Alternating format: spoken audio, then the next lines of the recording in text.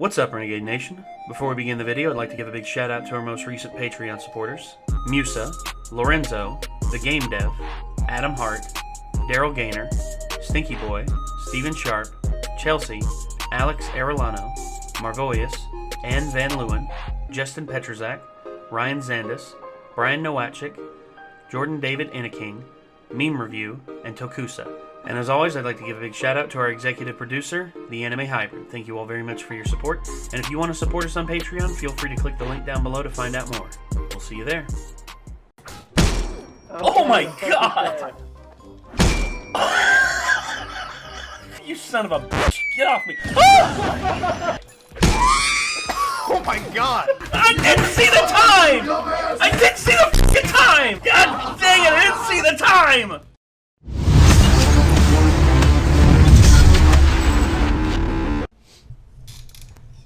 Get off my knee, fool. What? Dude, it's Pokemon. I'm I don't even want to be in this video anymore. I'm sorry. I'm sorry. So, yeah, I had to do it. I'm sorry.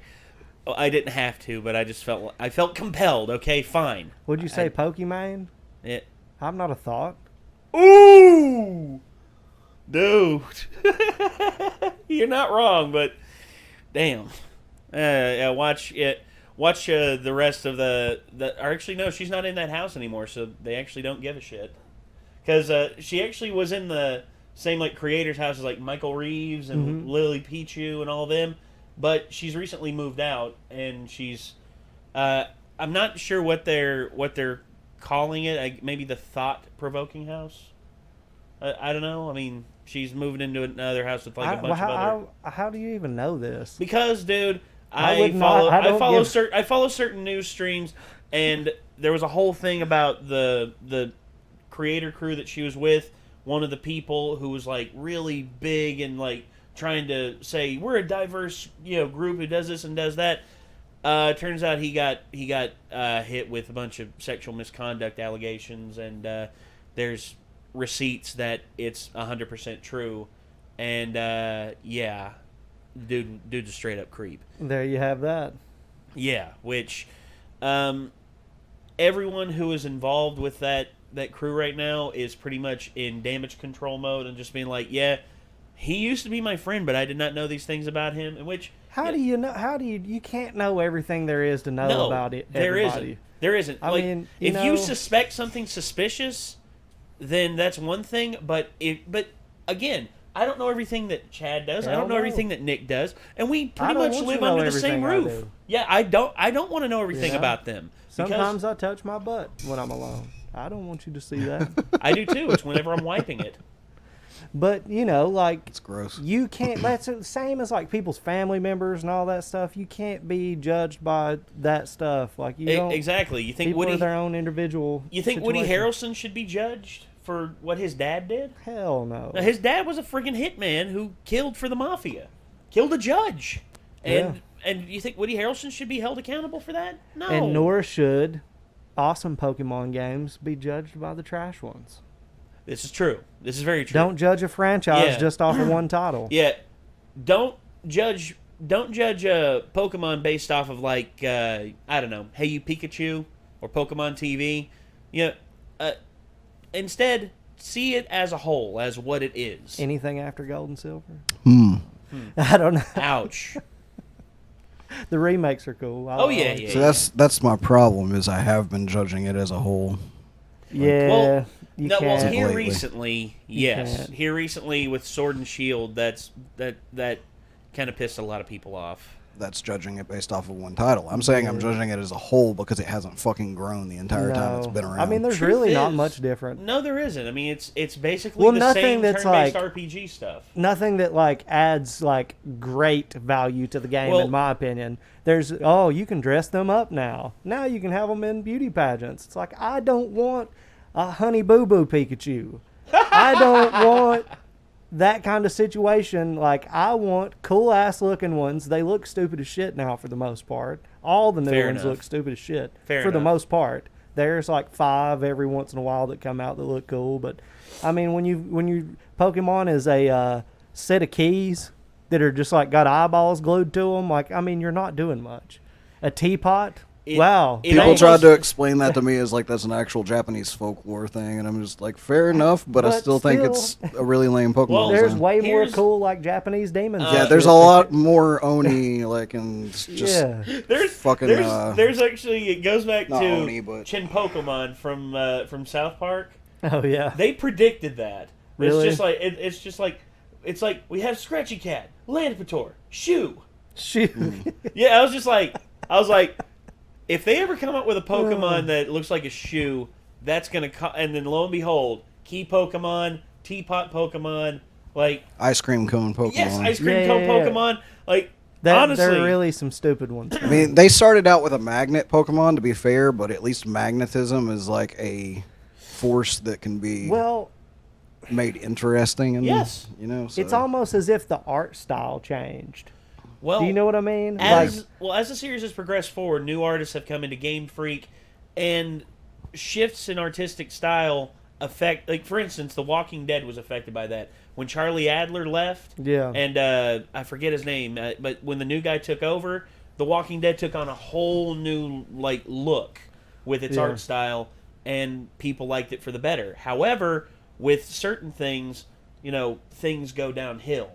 With certain franchises, for instance, when new people get involved and work on it, the Simpsons, for instance. When Bradford left The Simpsons, new people came in, and the quality of the show plummeted. But then you got Shin Megami Tensei, exactly, and like Persona, and it just keeps the art style. In my opinion, the art style just keeps getting better and better. Well, yeah, I mean, you look at you look at the original Persona, and then you look at Persona 3. But it's been a lot of the same people. Oh, yes, it has. It's because they've grown. It's because they've grown as artists. They've taken in new inspirations, and they have adapted it and made the play style more fun. For instance, the JRPG style, like classic JRPGs and their turn-based combat, even Final Fantasy, the one that is known for it, has changed it up and now are doing a more action RPG type of thing now. Yeah, they even adapted Final Fantasy VII.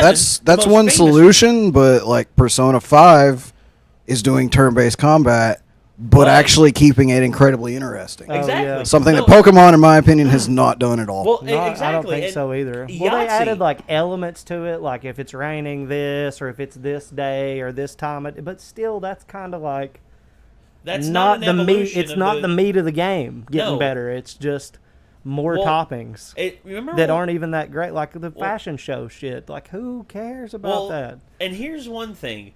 Persona 5, like, there was one guy who absolutely hated JRPGs. Like, he didn't like JRPGs. Yahtzee Croshaw from Zero Punctuation. He hated JRPGs. That is the first JRPG he has ever played, to the point where he has just said, damn, they actually made the combat interesting.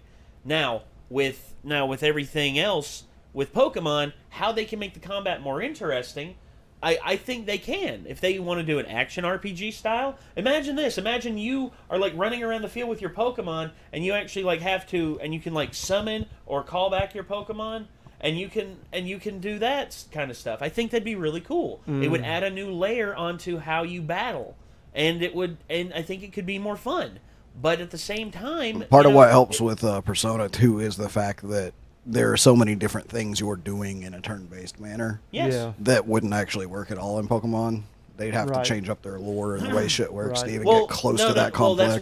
That's why I'm saying the more action RPG style. It's a simplistic concept to start with, so it's going to take a lot to make it work with a turn-based system that's actually feels new and refreshing. They could do it like the Devil or the Devil Summoner game, the SMT one, where it's like excuse me, like back in the day, Japan, and the dude's like a devil summoner, and when you get into battles, he's there too, fighting them as well, but also he's got like demons, aka personas, that he can summon. That would mess up Pokemon's lore, though. Right, yeah, but you could still be the trainer running around, throwing items at them, triggering attacks at different times and shit, and just be on the outside controlling it like third person while it's battling. It could work like Breath of the Wild. There was a Breath of the Wild engine Pokemon game made before the new ones came out, and it was that way. Remember?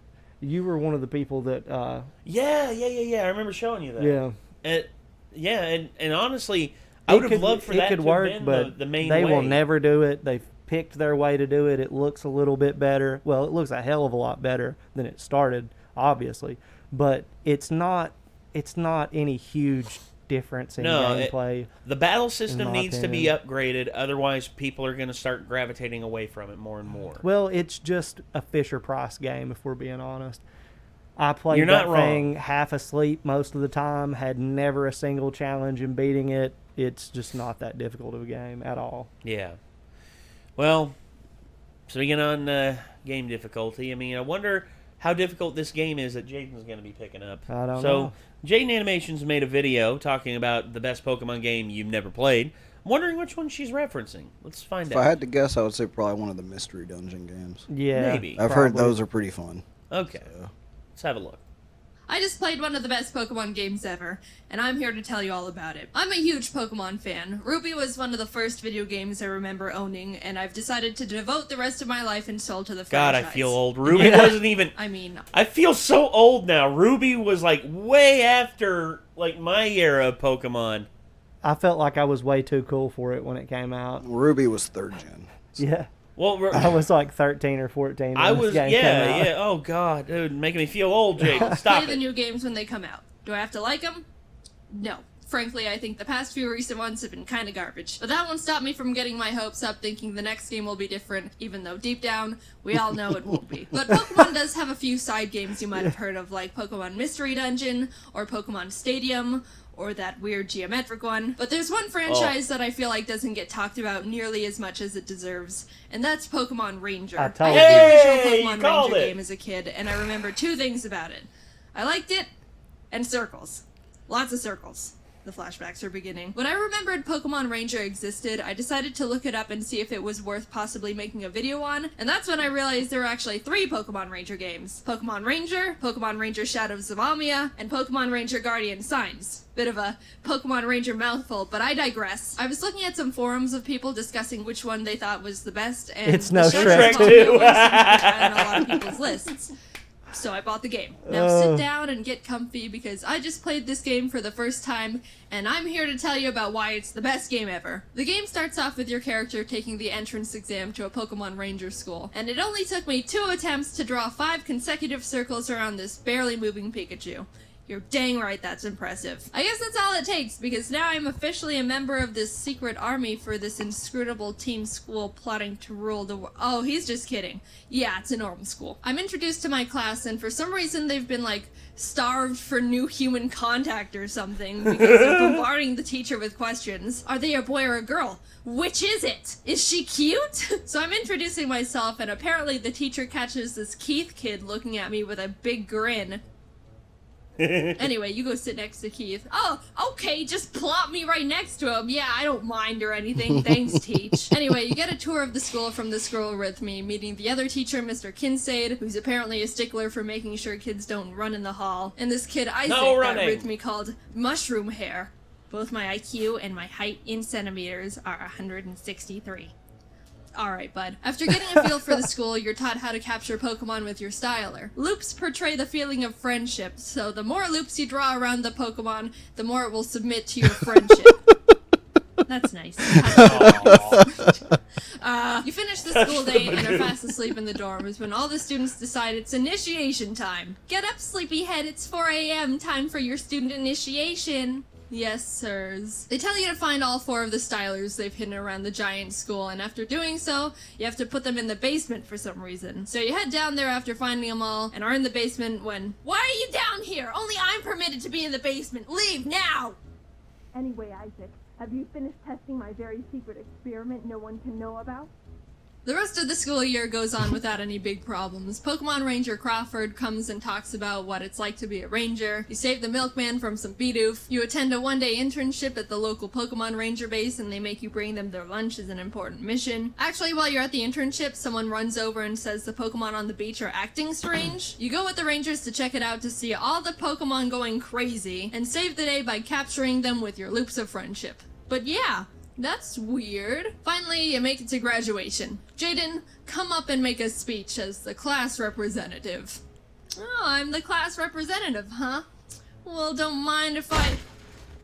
So after saving everyone from a very strange rampage of Tangrowth, you start working at the Pokemon Ranger base you interned at. There's a call about some more Pokemon acting strange down in a nearby cave, so your first mission is to investigate what's going on. In the cave, you stumble upon this weird missile-looking machine that seems to be what's hypnotizing the Pokemon in its vicinity and making them go crazy. So you destroy it and everyone's proud of you. This Professor Hastings guy is called down from the Pokemon Union to take a look at the cave machine, and I guess he's like 100 years old or something because the Rangers want you to go meet him halfway in Puel Town to make sure he doesn't get lost and die along the way. You take one step in town, and oh god, all the Pokemon are going nuts. Turns out there's more of those rocket machines planted in the town, and as you're going around smashing them, you run into some guys that are not only very shady, but also terribly shifty. They run away to tell you they use those Pokemon Rangers smashing their stuff. And further into the town, you find them again with their admin, who's like, dude, what the heck? What do you have against our Giga Remos, you vandals? Treat things with respect. And then attacks me with Rattata and a Toxicroak. Not gonna lie, their battle music kinda bangs though.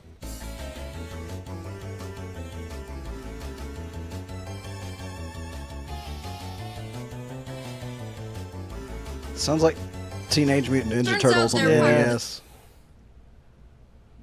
Actually, wait a second.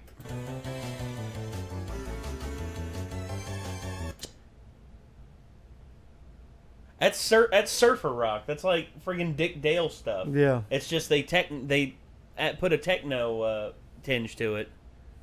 Turns out they're part of this gang called Team Dim Sun, and after capturing their Pokemon with friendship loops, they decide to retreat. We're able to find Professor Hastings and bring him back to the base to analyze what we now know are Giga Remo machines. He finds a tiny black crystal in the center that seems to be the thing that allows Team Dim Sun to control the Pokemon. The base considers this a problem, which is reasonable. And now the Pokemon Union starts getting involved, which is like the big head honcho of Pokemon Ranger bases where all the Ranger prodigies are. The story continues as the Union tries to uncover more about what Dim Sun is up to, and you keep interrupting their plans. You catch them trying to drill a tunnel in the side of a mountain. You catch them having a secret base and cargo ship in the middle of a volcano, which Mr. Kincaid has found to be part of Dim Sun. Big surprise, didn't see that one coming. You haven't been running in the ship's hallways, have you? You catch them mining hundreds of dark crystal shards in an abandoned mine. That one was a bit of a problem because apparently there is the mother of all shadow crystals. They are powerful enough to power this incredible machine they're in the middle of developing that they plan on using to control all the Pokemon within a 500-mile radius they got their grubby hands on and helicoptered away to their headquarters. Probably should tell someone about that. But the good thing is we ended up finding the diary of the Dim Sun president's father who writes about... This is very, very similar to the plot line of Sword and Shield. Borrowed plot lines, man. Very, because they have like, you know, those crazy mega evolutions. I don't think that's what they call them. Some kind of where they become monstrous. Yes. And it's because of these fucking crystals. Yeah. Yeah. Yeah, this, I think, was the introduction of the Shadow... this series was the introduction of the Shadow Crystals, and they implemented them later on with the Mega Evolutions, you know, with, like, the... with the things, yeah. And then, no, I'm pretty sure that that's the same thing that, like, causes the... I can't remember what those evolutions are called in Sword and Shield now, but, yeah, man, it's the same shit. To your point, these three yeah. To your point, just keep using the same fucking shit over and over again. Yeah, recycle, dude. That's it. That was called the Tears of Princes. The gems will be able to combine their power. Those are from fucking Zelda. You know. Yeah. Yeah. That's the three spirit stones from Zelda. It is. Just the only one of them's a different color. The only difference is this isn't the Deku. This isn't the that one's yellow instead of green. Yeah. That's literally the friggin' what's the name of it? It's the one where you get from Jabba Jabba's like inside Jabba Jabba. I forget it. Zora's Sapphire. Yeah, Zora's Sapphire. The spiritual stones. Yes. Is what they call them. Yeah, and then of course this one's the one you get from Firemount or the Jizz, Goron's Ruby, and then you have. And then you have the. I think they call it the Kokiri Emerald. The Kokiri Emerald. I think so because that. I remember that one because it was just literally like a jet. I thought it was like an Emerald 9. That's literally what I thought it was. But it turns out that's actually it's actually more symbolic of the I forget what they call the damn thing. It is Mega Evolutions. That's okay, so yeah, that's what the new shit's called. But yeah, anyway, back to it. These 3 gems called the Tears of Princes. The gems will be able to combine their power and negate the power of the Shadow Crystal. Alright, by opening the Temple of Time. The first gem allowing is the Hero to of Time to remove the Master Sword. Castle called Yes. Alma Castle. And on the way there, you... Yeah. In that castle, right there, yeah. It's right in front of there. God damn it. Thought we were talking about Pokemon games. This is Zelda. Yeah, it is. Anyways. So that's Zelda's name. Sorry. Pokemon. Zeldamon. It's not Link. It's not Zelda. It's Pokemon. Run into dim sun grunts trying to stop you. They're not hard to deal with, and they start getting a bit frustrated.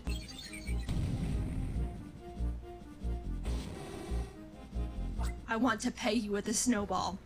Hard. You make it to the castle after swimming through a bunch of ocean boulders and whirlpools that totally didn't slow me down at all, and end up at the castle where Dim Sun is already running around in trying to get the gem first. These guys are blocked from going any further because this giant chunk of ice is in front of the door, and the grunts are like, man, that's a big hunk of ice. If we made snow cones out of it, we'd be able to feed like 403 people. And then they see me standing there and are all, what a specific hey, that number. outfit.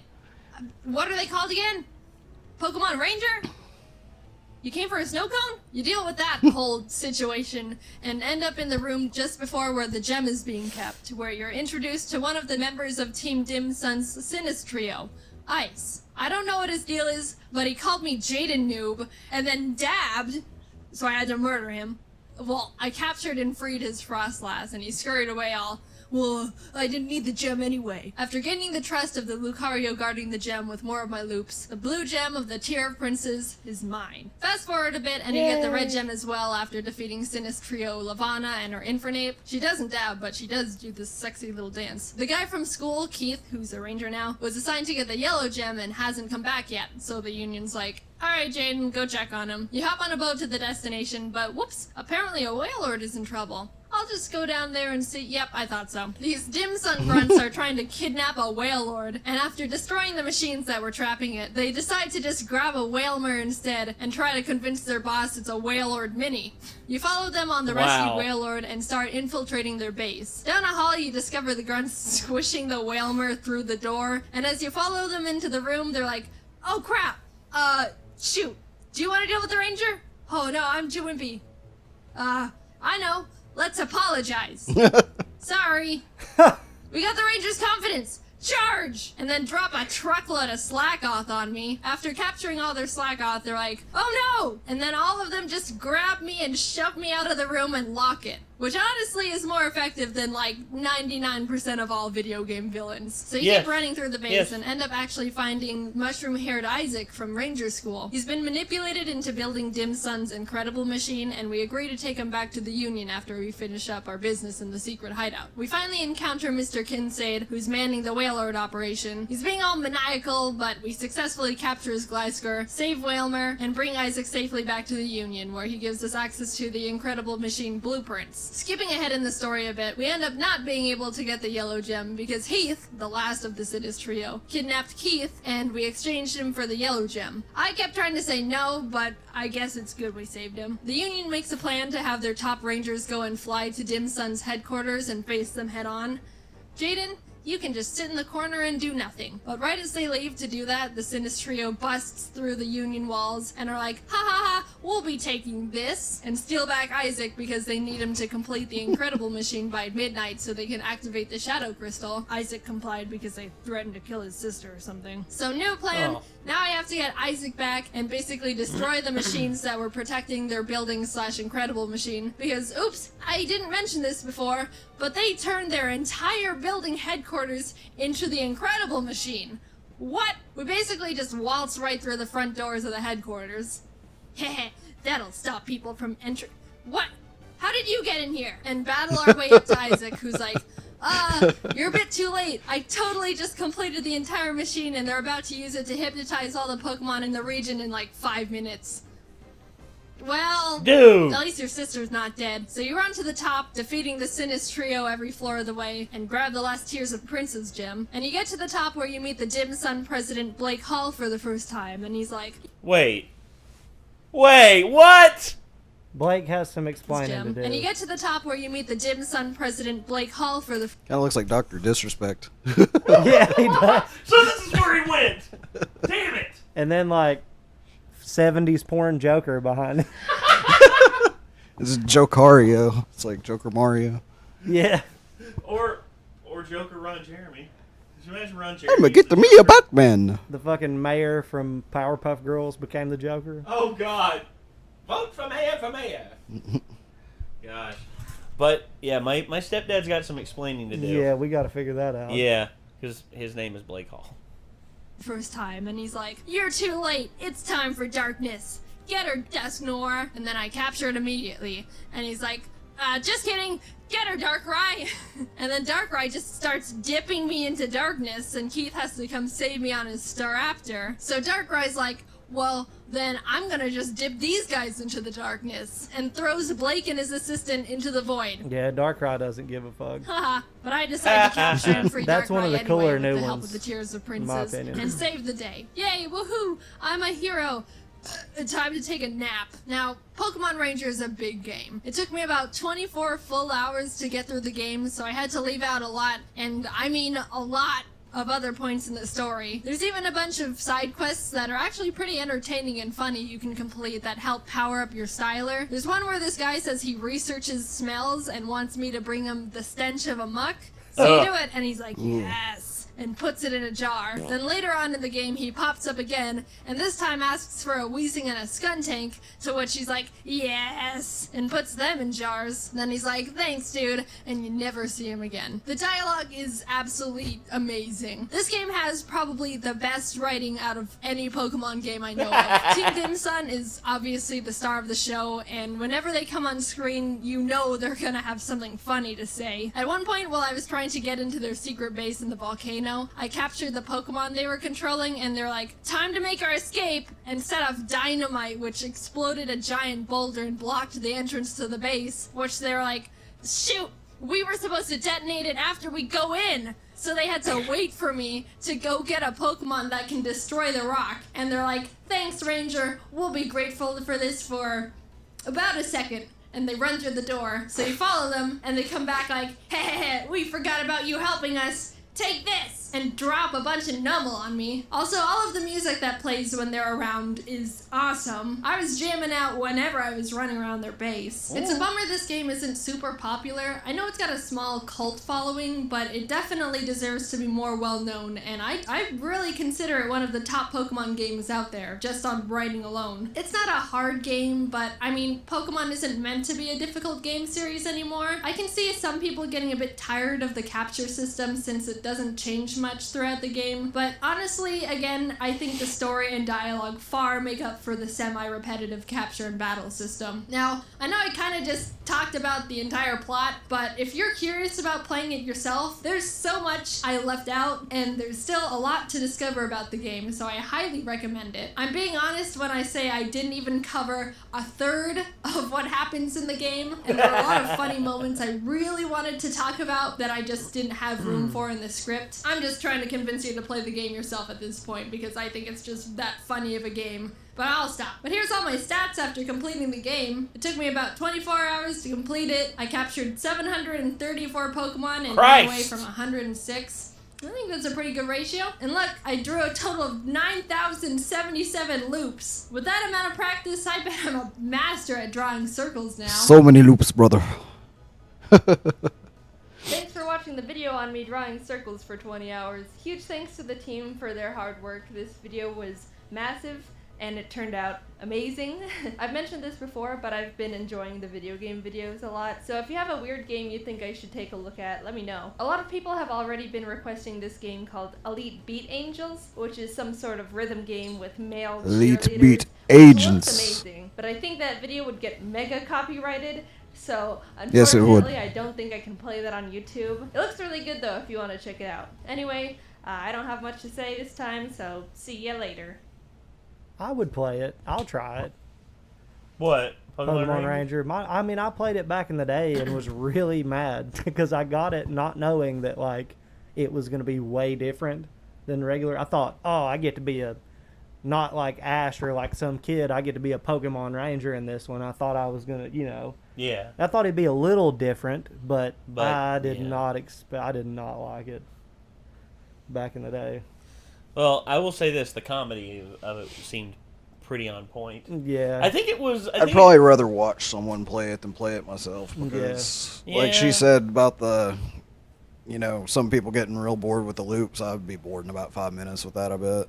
I think in order to change it up, what they should have done is instead of just doing circles, instead you have to do like triangles or squares or, just vary up the shapes. I mean, and for like the more complex ones, you have to do like hexagons and stuff like that.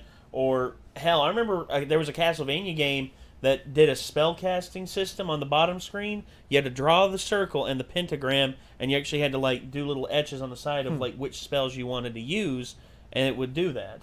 It was really cool. I loved that. I love when, as much as people talk about Nintendo being gimmicky, in which they are, not gonna lie, they're kind of gimmicky when it comes to certain things. Also, huge risk-taking innovators. Yes. So, no, I mean, I just realized what system would work fantastically for Pokemon if they keep it on a dual screen system.